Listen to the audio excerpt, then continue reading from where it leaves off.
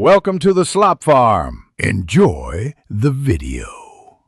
In this video, I will show how to make protein Sattu powder. This homemade blend offers a fantastic way to boost your daily protein intake. We'll start by selecting key ingredients such as roasted chana, peanuts, and a mix of grains like barley and oats. Precision in measurement is crucial for a balanced nutritional profile.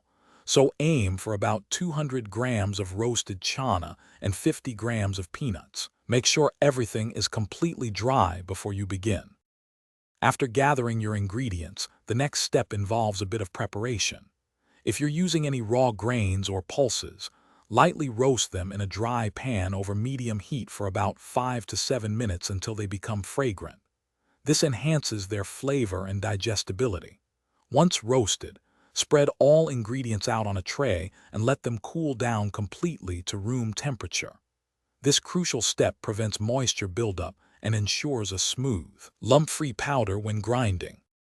Now for the exciting part, grinding your Sattu powder. Transfer the completely cooled ingredients into a high-speed blender or a sturdy grinder. It's best to grind in small batches, perhaps about 200 grams at a time, to prevent the machine from overheating and to ensure a consistent grind.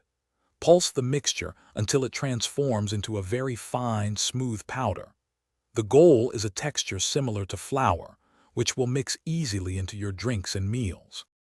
Once your protein Sattu powder is perfectly ground, proper storage is key to maintaining its freshness and potency. Transfer the powder into a clean, airtight container immediately.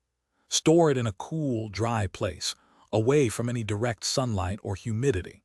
When stored correctly, your homemade Sattu powder can stay fresh and ready to use for up to 3 months.